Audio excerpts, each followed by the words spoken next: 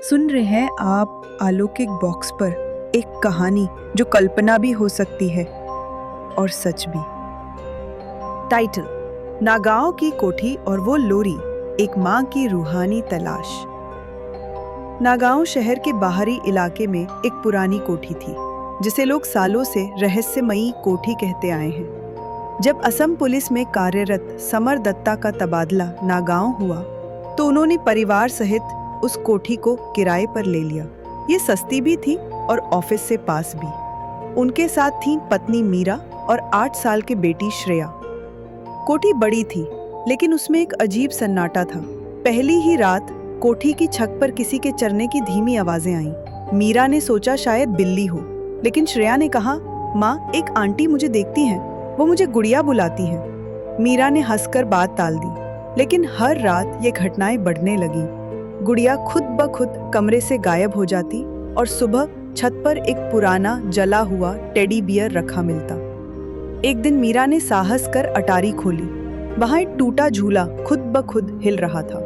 दीवारों पर जलने के निशान और एक पुरानी चुनरी पड़ी थी। तभी एक धीमी लोरी सुनाई दी, सो जा मेरी गुड़िया। मीरा घबरा गई, दरवाजा बंद किया, लेकिन लोरी रुक नहीं रही थी। समर को जब बताया गया तो उन्होंने इसे वहम माना, पर अगली रात जब सीसीटीवी फुटेज देखा गया तो कैमरे में एक धुंधली परछाई श्रेया के कमरे में जाती दिखी और पीछे से वही लोरी सुनाई दी। पंडित को बुलाया गया तो उन्होंने बताया, ये आत्मा आराध्या नाम की महिला की है जो यहाँ अपनी छोटी बच्ची के साथ रहती थी। सालों पहले गैस सिलेंडर फटने से दोनों जल गए, लेकिन आराध्या की रूह अपनी बच्ची को खो नहीं पाई और अब वो श्रेया को अपनी बेटी समझ बैठी है।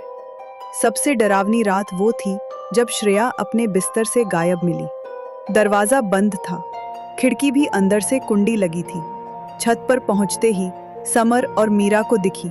श्रेया उस झूले पर बैठी थी और उसके सामने एक औरत अधजली साड़ी में झुलसे हुए चेहरे के साथ गा रही थी, मेरी गुड़िया सो जाए। समर ने हिम्मत कर बेटी को उठाया, लेकिन वो सुन्न थी, बेहोश, जैसे किसी गहरी नींद में हो। उसे घर के पुजारी के पास ले जाया गया। पूजा करवाई गई। कुछ घंटों बाद जब श्रेया को होश आया, उसने बस इतना कहा, माँ, वो आंटी बहुत उदास थी, वो मुझे छोड़ना नहीं चाहती थी। उस दिन के बाद दत्ता परिवार ने वो कोठी हमेशा के लिए छोड़ दी। कहते हैं आज भी उस कुएं की छत से रात में लोरी की आवाज आती है। वो औरत अब भी अपनी गुड़िया को सुलाने आती है और जो भी उस आवाज को सुन ले उसे वो अपनी गोद में बैठा लेती है। अगर आपको ये कहानी पसंद आई हो तो लाइक, शेयर और सब्सक्राइब कीजिए हमारे चैनल अलौकिक टेल्स टीवी को। आपकी एक सब्सक्रिप्शन हमें और डरावनी रहस्यमयी कहानियां लाने की हिम्मत देता है। मिलते हैं अगली कहानी में। तब तक याद रखिए, हर शहर की एक सड़कों से दूर कोठी होती है जहां लोरी आज भी गूंजती है।